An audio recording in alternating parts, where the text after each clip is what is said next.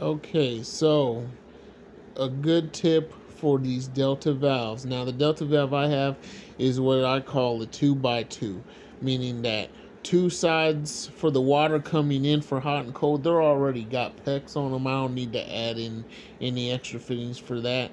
But for the outlets for the tub spout and shower head, they are threaded. So I don't, this is going for a shower, so I don't need the bottom end one. So I'm capping off the bottom end.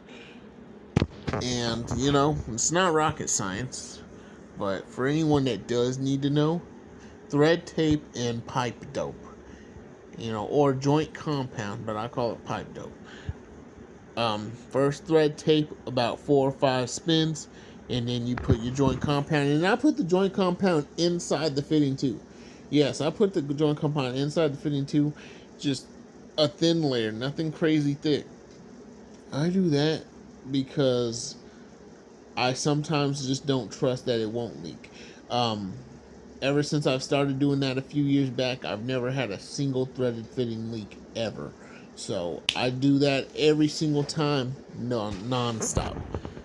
Same thing for the top. Now, here's the key to this, because I've seen videos where people have leaking shower valves.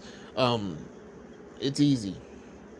When you start twisting and wrenching on it, you need to wrench on it until you just got no more strength left, or you run out of threads. One of the two. You need to grunt. If you don't grunt while you're twisting your thing on, then you really aren't even doing it, unless you're like superhuman. But if you're an average person, you need to be grunting, just I know it sounds funny, but anyone that does it a lot, you know what I'm talking about. You need to really grunt when you do it, because you need to make sure that thing is tight. I mean, just 100% tight. So tight you could put gas through it. I mean, just tight. And even when you think you got it completely tight, make it tighter. Make it tighter. Yes, make it tighter.